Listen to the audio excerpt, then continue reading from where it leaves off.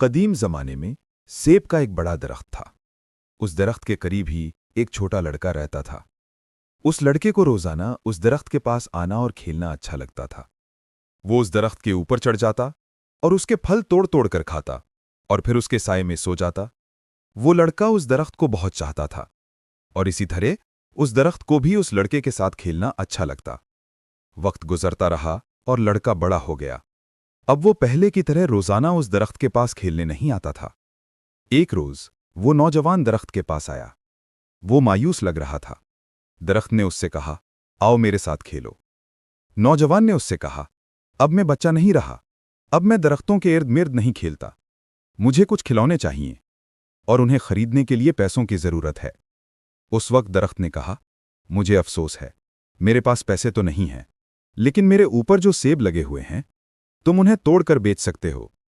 इसके बाद तुम्हारे पास पैसा आ जाएगा। नौजवान बहुत खुश हुआ और उसने दरख्त के सभी सेब तोड़े और खुशी खुशी चला गया।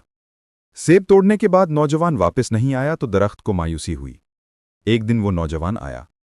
अब वो जवान हो चुका था। दरख्त बहुत खुश हुआ। उसने जवान से कहा, आओ मेरे साथ खेलो।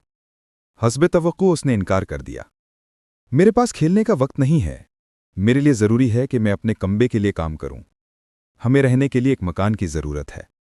क्या आप मेरी मदद कर सकते हैं? दरख्त ने उससे कहा, अफसोस है, लेकिन मेरे पास कोई घर नहीं है।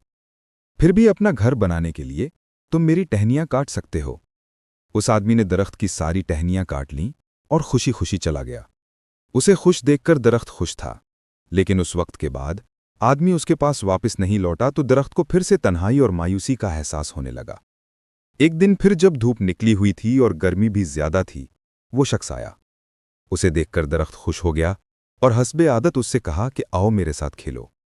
आदमी ने कहा कि मैं बड़ा हो गया हूं और चाहता हूं कि समंदर में सफर करूं ताकि खुशहाल हो जाऊं। क्या आप मुझे एक कश्ती दे सकते हैं? दरख्त ने कहा, मेरे तने से अपनी कश्ती बना लो। इससे तुम दूर तक सफर कर लोगे और खुशहाल हो जाओगे।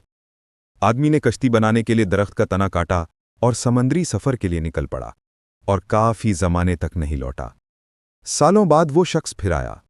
दरख्त ने उससे कहा, मेरे बेटे, मुझे अफसोस है, लेकिन मेरे पास अब कुछ भी नहीं बचा है जो मैं तुम्हें दे सकूं।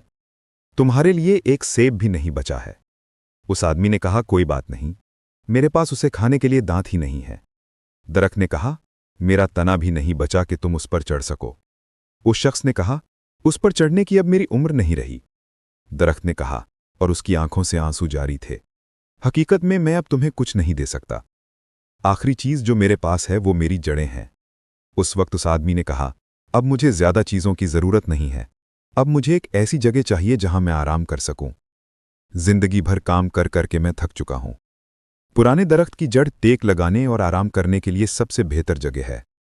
तब दरख्त ने उससे कहा, आओ मेरे पास बैठो और आराम करो। आदमी बैठ गया।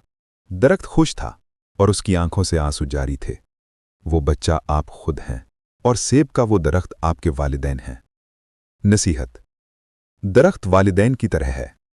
जब हम बच्चे होते हैं तो हमें उनके साथ खेलना अच्छा लगता है, और जब हम बड़े हो जाते हैं तो हम उन्हें छोड़कर चले जाते हैं और उसी वक्त वापस आते हैं जब हमें उनसे कोई ज़रूरत होती है।